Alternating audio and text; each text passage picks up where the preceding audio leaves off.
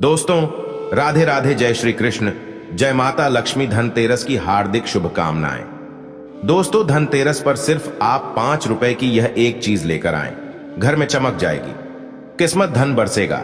जमकर के कहने का मतलब है कि धन की बारिश नहीं होगी, आपके घर में सभी मार्ग से इतना ज्यादा धन आना शुरू हो जाएगा जिसकी आप कल्पना भी नहीं कर सकते।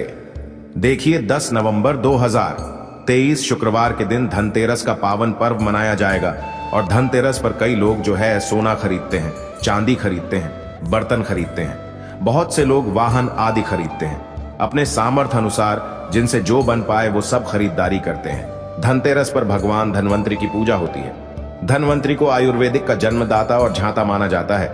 वीडियो ध्यान से देखना, तब आपको समझ में आएगा और इस दिन हमें क्या खरीदना चाहिए।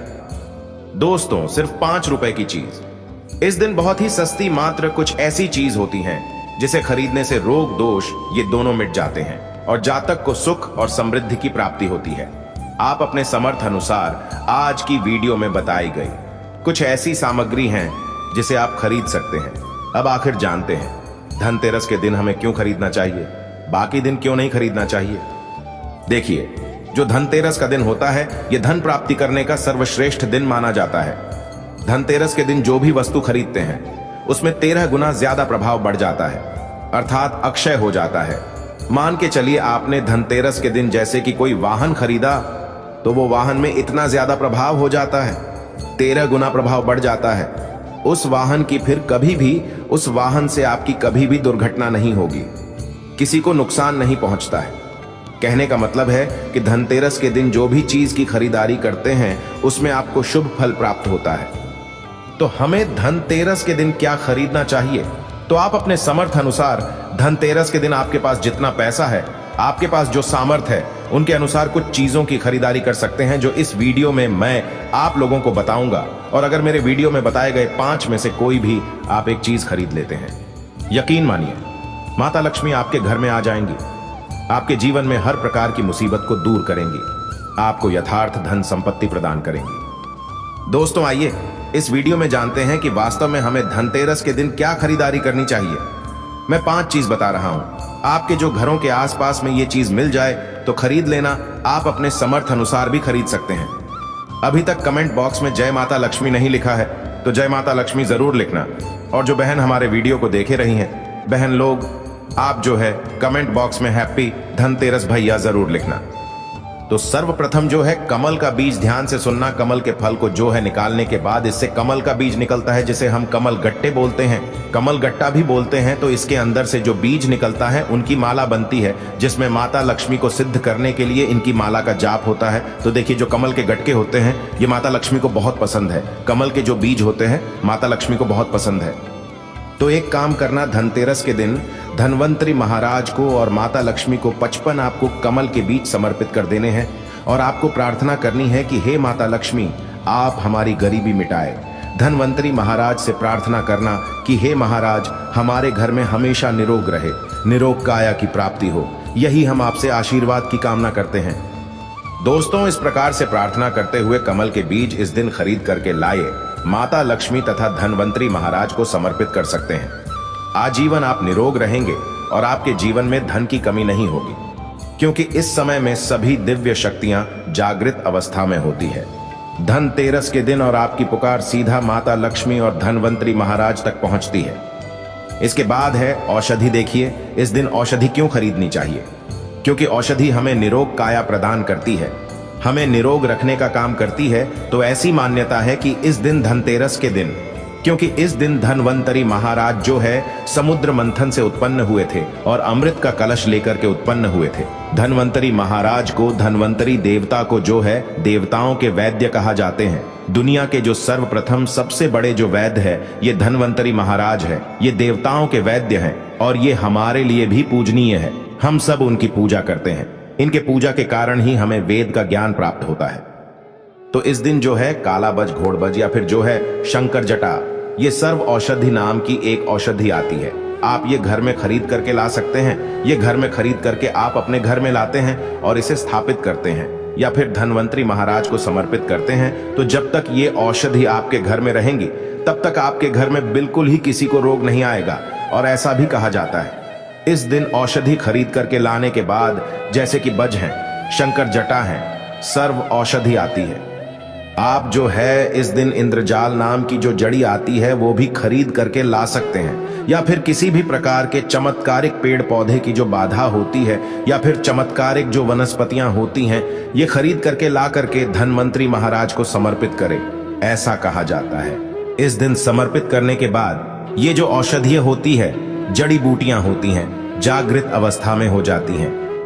दोस्तों, मान के चलिए किसी को लंबे समय से कोई बीमारी है और ठीक नहीं हो रहे हैं, तो इस दिन समर्पित किए गए औषधि की अगर 2 से 3 बूंद, अगर जो लंबे समय से बीमार पड़े हैं, खाट पे पड़े व्यक्ति है जो चलने फिरने में समर्थवान नहीं है, तो उसकी नाक में अगर इसके 2 से 3 बूंद जो आप औषधि ला रहे हैं उसकी 2 से 3 बूंद नस से दी जाए, तो वो व्यक्ति भी ठीक होकर के कुछ दिनों के भीतर में चलने फिरने लायक हो जाते हैं।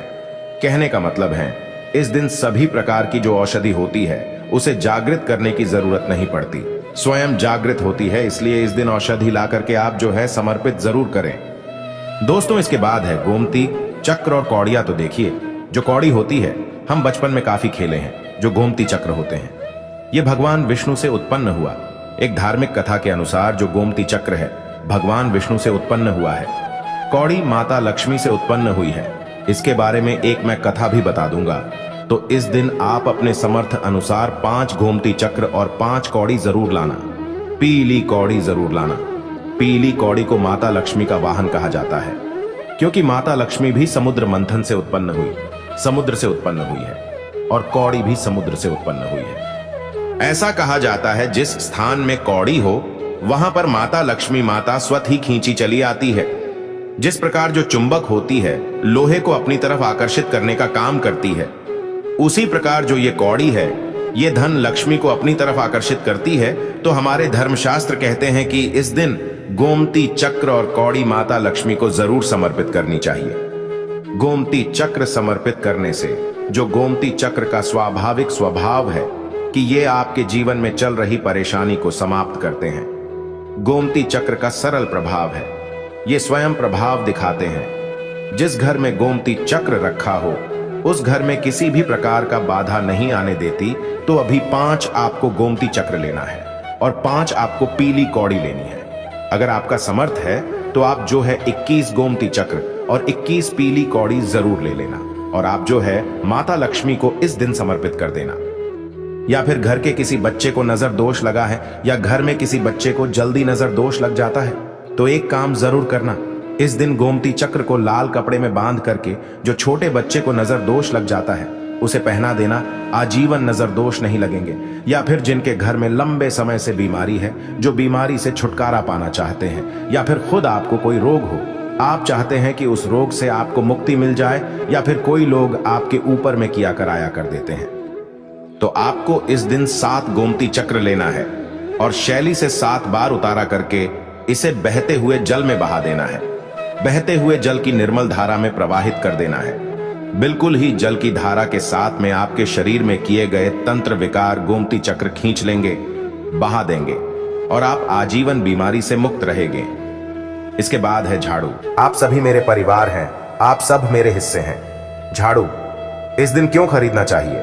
क्योंकि झाड़ू को माता लक्ष्मी का स्वरूप माना जाता है। धर्मशास्त्र भी कहते हैं जो झाड़ू है ये लक्ष्मी, जो कचरा है ये राहु है, जो झाड़ू है हमारे घर से कचरे को बाहर फेंकने का काम करती है, अर्थात ये बाहर निकलते हैं। झाड़ू से हम कचरे को साफ करते हैं, तो झाड़ू को लक्ष्मी कहा जाता है। कचरे को राहु, तो झाड़ू रूपी जो लक्ष्मी है कचरा रूपी राहु को हमारे घर से बाहर फेंकने का काम करती हैं। जहां पे गंदगी वातावरण हो वहां पर राहु आते हैं, वहां पर केतु आते हैं, वहां पे फिर नकारात्मक चीजों का प्रभाव पड़ता है। इसलिए झाड़ू घर में रखने से झाड़ू को सकारात्मक ये लाती है। माता लक्ष्मी का ही स्वरूप कही गई है। तो आपको धनतेरस के दिन 2 जोड़ी झाड़ू जरूर लानी चाहिए। आपको जोड़े के स्वरूप में झाड़ू लानी चाहिए और इसे ला करके जैसे देवी माता लक्ष्मी की आप पूजा करते हैं उसी प्रकार झाड़ू की भी पूजा करना है। और इससे आपको प्रार्थना करनी है कि हे माता लक्ष्मी, आपकी कृपा से हमारे घर में पूरे साल पूरे वर्ष भर अन्न धन की कमी न हो, इस प्रकार से प्रार्थना करनी है। झाड़ू को माता लक्ष्मी का स्वरूप आपको मानना है। झाड़ू माता लक्ष्मी की ही स्वरूप कही गई है। दोस्तों, इसके बाद है धनिया। मैंने पिछली वाली वीडियो में भी बताया था धनिये का जो संबंध होता है सीधा धन के देवी माता लक्ष्मी से होता है। देखिए, आज भी ग्रामीण क्षेत्र में धनतेरस के दिन धनिया बोया जाता है।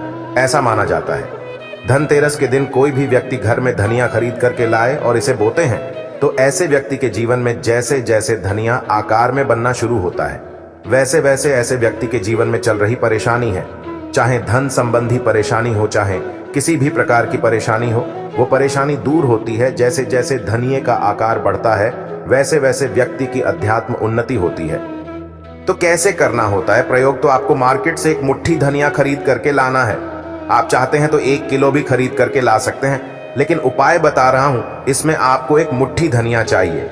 एक मुट्ठी धनिया को लाल कलर के वस्त्र में आपको डाल देना है और इसे माता लक्ष्मी के श्री चरणों में समर्पित कर देना है और आपको प्रार्थना करनी है कि माता इस धनिये से हमारा दुर्भाग्य दूर हो।